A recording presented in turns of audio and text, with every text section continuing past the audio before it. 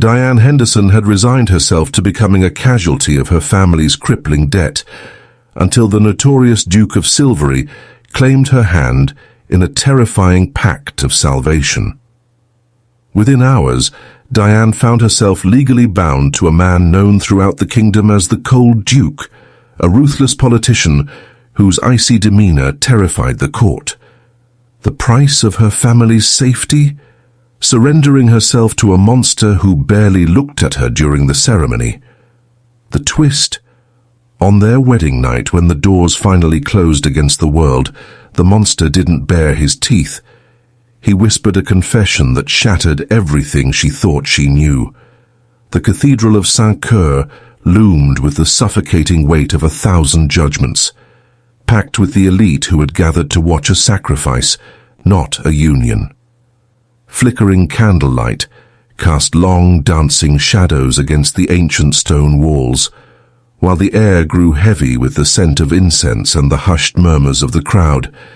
Diane Henderson stood at the altar in a deep burgundy gown, a color that marked her vulnerability like a bruise against the grey stone.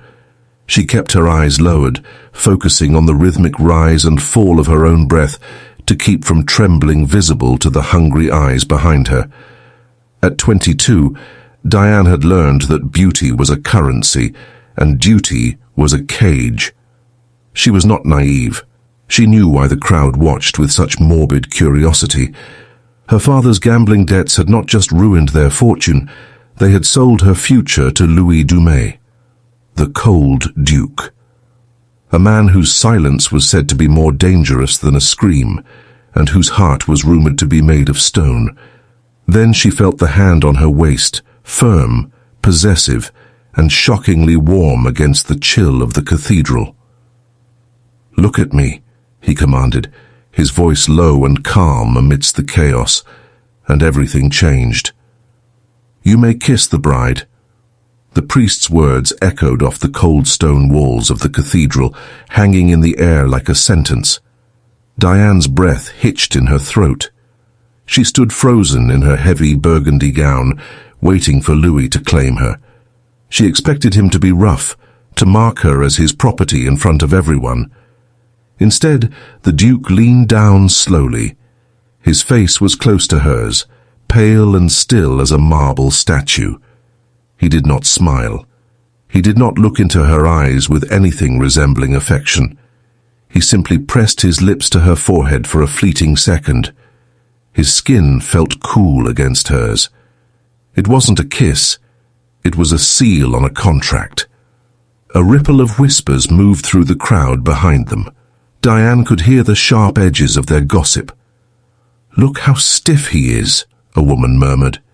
"The Ice Duke indeed," a man chuckled darkly. "That poor girl won't last the winter." Diane squeezed her bouquet of white roses so hard that the stems bent in her grip.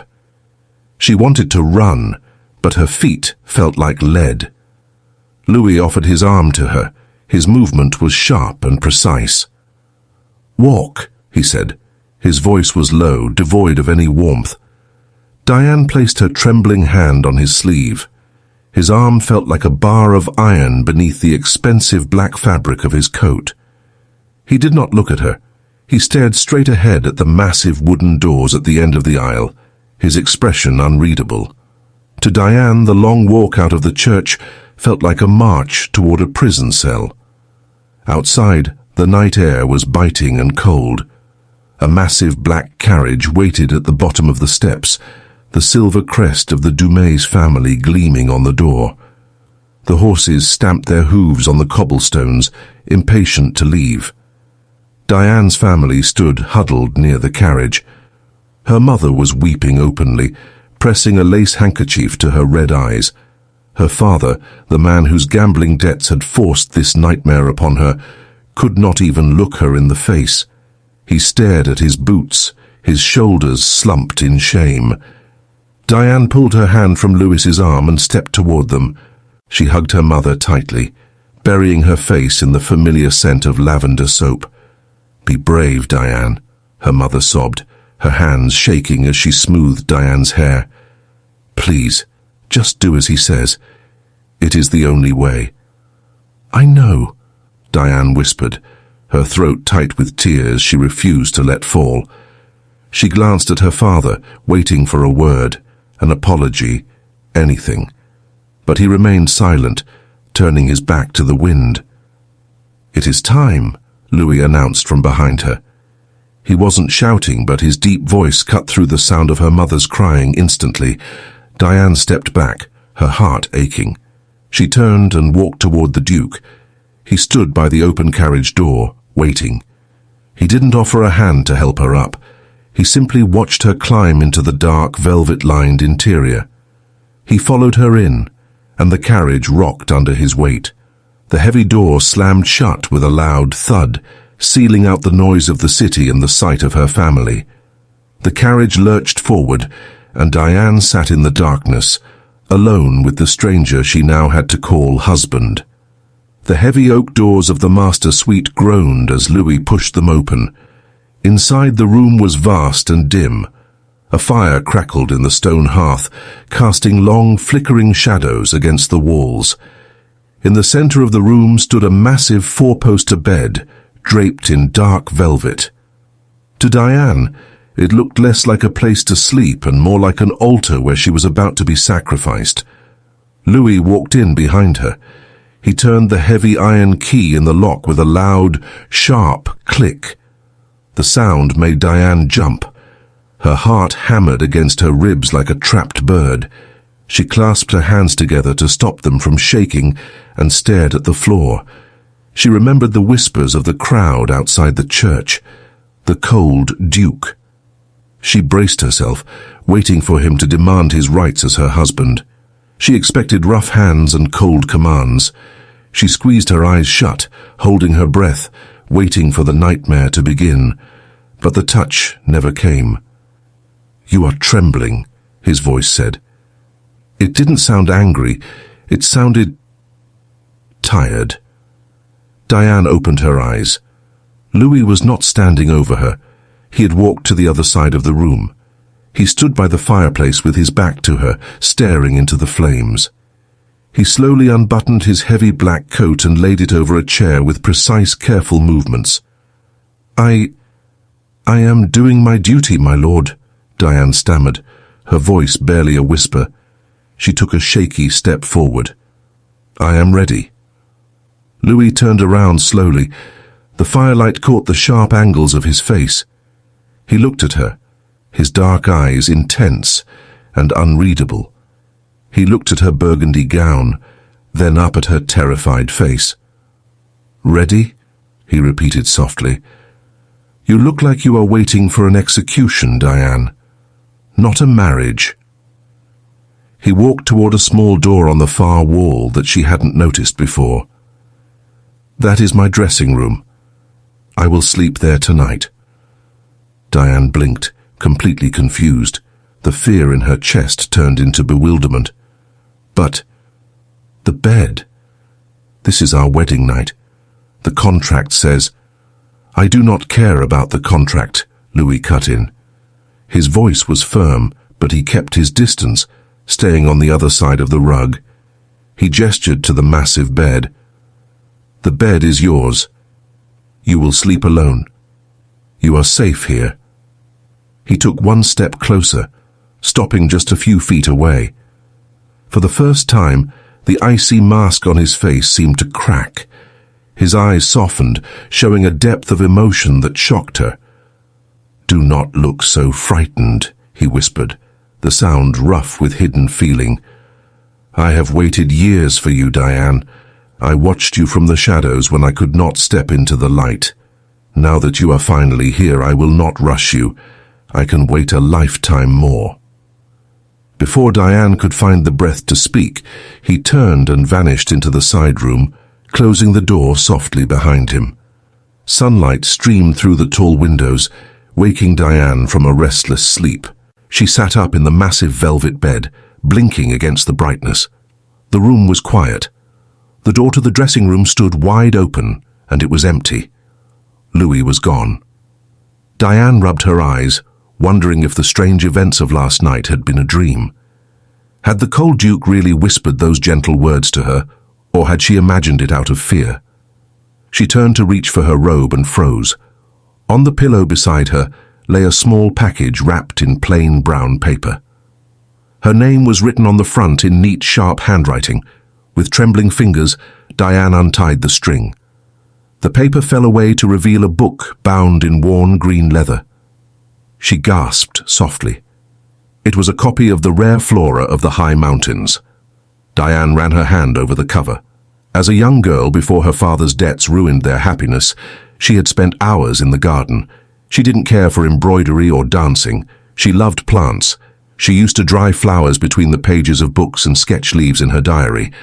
But that was a childhood secret, something she had hidden away when she had to become a proper lady for society. How could Louis possibly know? Clutching the book to her chest, a spark of hope lit up inside her. Maybe he wasn't a monster. Maybe he really had been watching her, learning who she truly was. She dressed quickly with the help of a silent maid and hurried down to the dining room. The room was grand and chilly, with a table long enough to seat 20 people. Louis sat at the very far end, reading a stack of papers while he drank his coffee. 2 servants stood against the wall, stiff as statues, watching everything. Diane walked toward the table, her heart racing. She wanted to ask him about the whisper. She wanted to thank him for the book. "Good morning, my lord," she said, trying to catch his eye. Louis didn't look up. He turned a page of his document with a snap. "Good morning." His voice was flat and hard, like ice cracking. Diane faltered. She pulled out her own chair, since no footman moved to help her. She sat down and leaned forward slightly. "The book," she started, her voice soft. "I found it on the pillow. It is beautiful. I have loved botany since I was a child, but I never told anyone. How did you—" "It is merely a book, Diane," Louis cut her off. He finally looked at her, but his eyes were empty and cold. He glanced briefly at the servants watching them, then back to her. "A duchess should have hobbies to keep her quiet. Do not read more into it than that." He stood up abruptly, gathering his papers. "I have business in the city. Do not wait for me for dinner."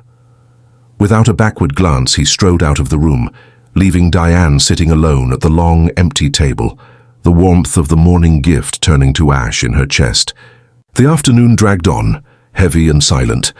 With Louis gone to the city and the servants keeping their distance, the manor felt less like a home and more like a museum.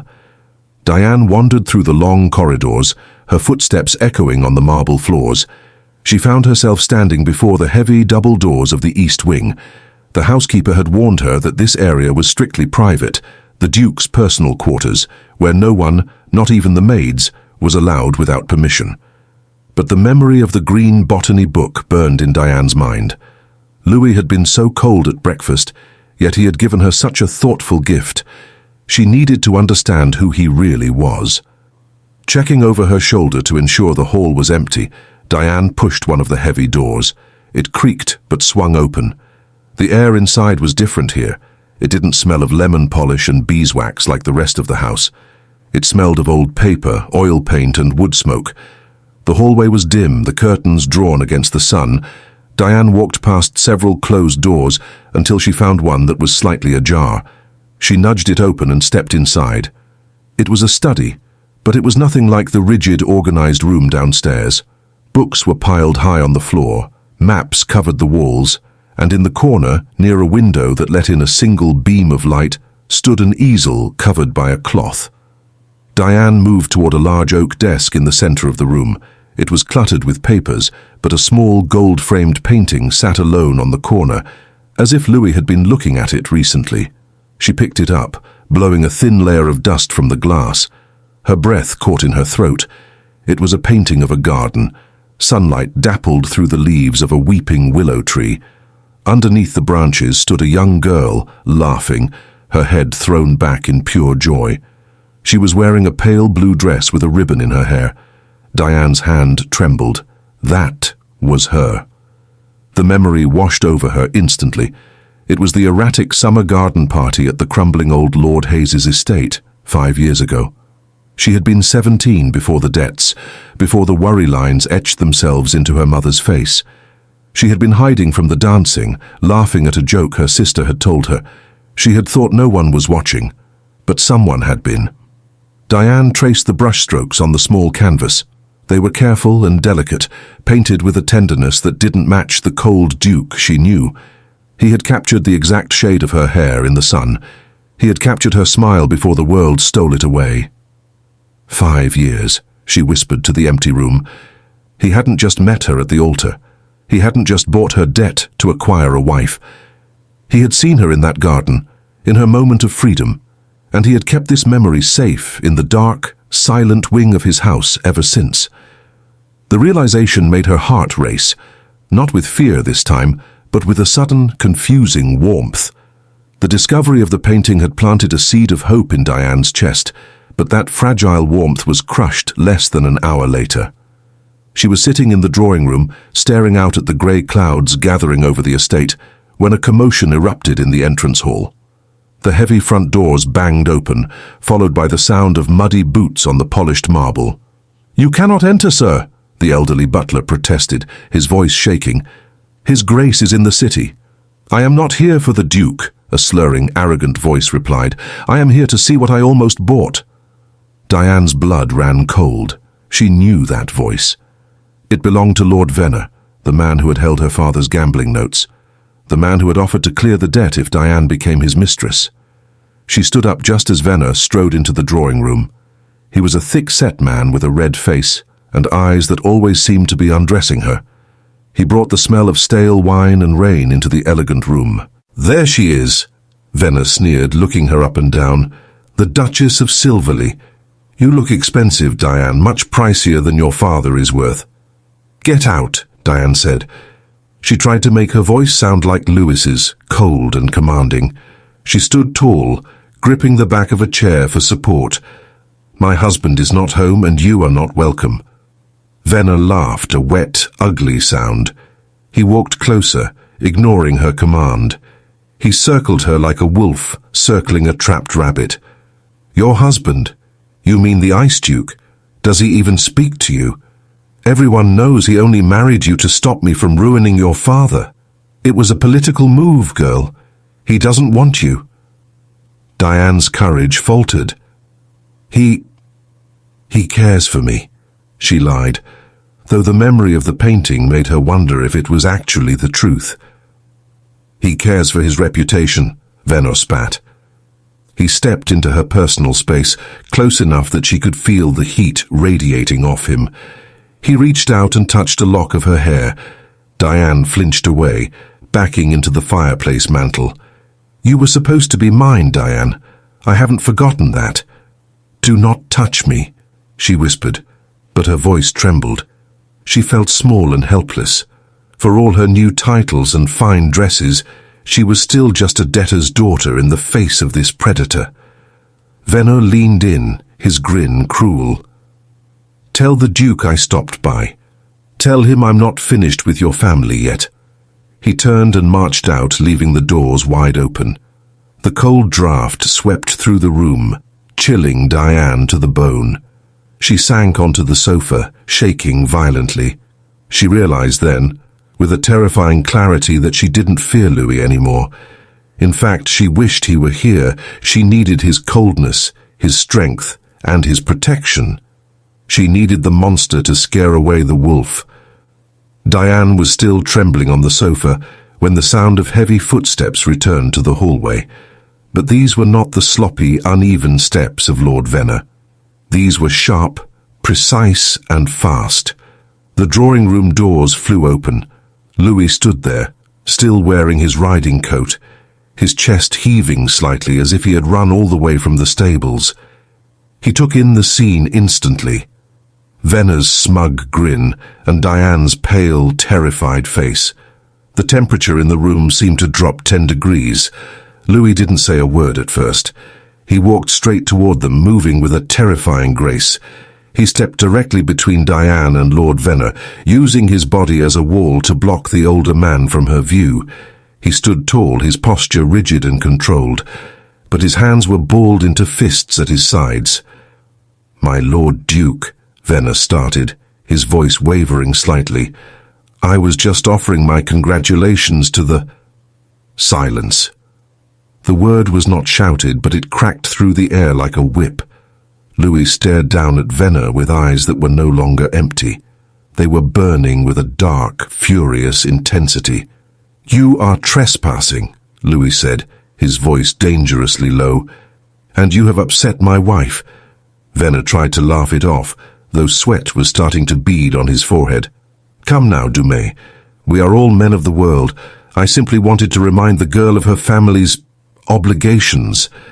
Louis took a single step forward, forcing Venner to stumble back. Diane has no obligations to you. Her debts are mine. And if you ever dare to speak to her again, or even step foot on my land, I will not just call the constables. Louis leaned in close, his voice dropping to a whisper that Diane could barely hear, but the menace in it made her shiver. I will buy every debt you owe. I will purchase every acre of land you possess, and I will burn your legacy to the ground until you have nothing left but the clothes on your back. Do you understand? Venner turned pale. He looked from Louis's burning eyes to his clenched fists, and realized this was not a political threat. It was a promise. I understand, Venner stammered. He scrambled backward, nearly tripping over the rug, and fled the room without looking back. The heavy front door slammed shut, leaving the room silent once more. For a long moment, Louis didn't move. He stood facing the empty doorway, his shoulders rising and falling with deep, angry breaths. Diane stared at his back. She had always thought he was made of ice, unfeeling and distant. But now, seeing the tension in his frame and the way he had defended her, she realized she had been wrong. There was no ice in him right now. There was only fire, a fierce, terrifying heat that he kept locked away to protect the things he claimed as his own. And for the first time, Diane realized that included her. The heavy silence returned to the drawing room, but the fear was gone. Louis stood by the fireplace, his breathing slowly returning to normal. He braced his hands against the stone mantelpiece and stared into the flames, his back rigid. Diane watched him for a moment. Her heart was pounding, not from the threat of Lord Venner, but from the realization of what Louis had just done. He hadn't just used his name or his money. He had used his fury. She stood up from the sofa and walked slowly toward him. She reached out and touched his sleeve. The fabric was warm from the fire. You saved me, she whispered. Louis didn't turn around immediately. He is a vulture. I only chased him off. No, Diane said firmly. She thought of the green book, the painting in the hidden room, and the way he had stood between her and Venner like a shield. You did more than that. You told me on our wedding night that you waited years for me. I found the painting in your study, Louis. I know you were at that garden party 5 years ago. Louis stiffened. He finally turned to face her. The anger was gone from his eyes, replaced by a deep, weary sadness. I was there, he admitted, his voice rough. I saw you laughing under the willow tree. You looked free. I wanted to speak to you then, to court you properly. Why didn't you? Diane asked, stepping closer. Why wait until my father was ruined? Why wait until I was terrified of you? Louis looked down at his hands. Because 5 years ago I was not the cold duke. I was young. I had the title, but I had no true power. Men like Venner, they would have eaten me alive. If I had married you then, I could not have protected you from their schemes or your father's mistakes. He looked up, locking eyes with her. I had to become strong, Diane. I had to become cold. I had to make the world fear me so that when I finally brought you here, no one would dare touch you. He reached out, his fingers hovering near her cheek, before he gently tucked a strand of hair behind her ear. His touch was hesitant, as if he were afraid he might break her. I did not buy your debt to own you, like a prize horse, he said softly. "I married you to save you. I built this reputation, this fortress, and this ice around my heart, all so I could be the shield you needed." Diane felt tears prick her eyes. The monster she had feared was just a guardian in disguise.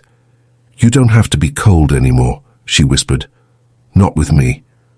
Louis let out a long breath, and for the first time he leaned his forehead against hers, closing his eyes as the walls between them finally crumbled. The peace that had settled over the manor did not last long. Early the next morning, while Louis was occupied with his estate manager in the fields, a breathless messenger arrived at the front gates. He carried a crumpled, dirty note addressed to the Duchess. Diane took it with a frown, breaking the wax seal. Her eyes scanned the scribbled handwriting, and the blood drained from her face. "Diane, come quickly. Your father has collapsed. He is asking for you. I do not know if he will last the hour." "Mother!" Panic seized her chest. Diane didn't stop to think. She didn't send a servant to find Louis, fearing it would take too long. She ordered a small carriage to be readied immediately. "Take me to my parents' home," she commanded the driver, climbing inside with her heart pounding in her throat. "And hurry." The carriage rattled over the cobblestones and out of the iron gates. Diane twisted her hands in her lap, praying she wasn't too late. She watched the familiar landscape roll by, urging the horses on in her mind. But after 20 minutes, the carriage took a sharp turn onto a narrow dirt road. Diane sat up straighter. "Driver," she called out, knocking on the roof. "This is the wrong way. You missed the turn to the village." The driver did not answer. He snapped the reins, and the horses sped up, causing the carriage to sway dangerously. Thick trees began to block out the sunlight, casting long, eerie shadows across the path. This wasn't the road to her parents' house. This was the road to the old, abandoned mill at the edge of the forest. "Stop!" Diane screamed, pulling at the door handle. It was locked from the outside. The carriage skidded to a halt in a clearing. Before Diane could catch her breath, the door was wrenched open. It wasn't the driver who stood there. It was Lord Venner. He looked nothing like the arrogant noble who had visited the manor the day before. His clothes were stained with mud, his hair was wild, and his eyes were bloodshot with desperation. He held a pistol in one shaking hand. "Did you think you were safe?" he snarled, grabbing Diane's wrist and dragging her out of the carriage. "Did you think that husband of yours could threaten me and I would just disappear?" Diane stumbled into the dirt, fighting to regain her footing. "My father—" "Your father is fine," Venner spat, tightening his grip until it bruised. "I wrote the note. I knew you would come running like a good little daughter." He pulled her toward the dark, rotting structure of the mill. "Your Duke took my reputation, he took my future, so now I am taking his." Diane struggled, digging her heels into the ground. "Louis will find me. He will kill you for this." Venner laughed, a manic, terrifying sound. "Let him come. I have nothing left to lose, Diane. And if I cannot have you, and I cannot have my money, then the cold Duke will have nothing but a corpse to mourn." Venner shoved Diane against the dusty wall. She screamed, but the sound was drowned out by the thunder of galloping hooves outside. The rotting doors of the mill splintered open with a crash. Louis stood there. He was breathless, dirt on his face, and his eyes were wild with panic. He didn't look like a duke. He looked like a desperate man. "Let her go!" Louis roared, his voice cracking. Venner raised his pistol, his hand shaking. "Stay back, or I'll—" Louis didn't wait. He launched himself across the room. The gun fired, a deafening crack that echoed through the mill, but Louis didn't stop. He tackled Venner to the ground. They struggled in the dust, crashing into old crates. Finally, Louis landed a heavy blow and Venner went limp, defeated. Diane rushed forward. "Louis!" He slumped against a wooden beam, clutching his left arm. Bright red blood soaked through his white sleeve where the bullet had grazed him. "Are you hurt?" he gasped, ignoring his own wound to cup her face with his uninjured hand. His fingers were trembling. "Did he touch you?" "I'm fine," she sobbed, tearing a strip of fabric from her petticoat. She pressed it against his bleeding arm. "You foolish man, you're hurt." "It doesn't matter," he whispered, leaning his head back against the wall. The cold mask was gone completely. "I thought I lost you." Back at the manor, Diane refused to let the servants tend to him. She cleaned the wound herself, bandaging his arm while Louis watched her with open adoration. In the quiet of their room, the last walls between them crumbled. They weren't strangers bound by debt anymore. They were partners bound by blood and love. 6 months later, the grand winter ball was crowded and loud. Just like on their wedding day, hundreds of eyes watched them as they entered the ballroom. The whispers followed them, but the tone had changed. "Look how he looks at her," a lady murmured. "They say the cold duke isn't so cold anymore," another replied. Diane stood in the center of the room in a shimmering gold gown. She didn't look at the crowd. She didn't care about their gossip or their stares. She only had eyes for her husband. Louis held her close, his hand warm and protective on her waist. He leaned down, his lips brushing her ear, oblivious to the people watching. "Everyone is staring at us," he murmured, a small, genuine smile playing on his lips. "Do you want to leave?" "Let them stare," Diane replied, resting her hand over his heart. She thought of the fear she once felt, the cold wedding night, and the fierce love that had grown from it. She looked up at him, her eyes shining. "You were right, Louis," she whispered back. "I was worth the wait."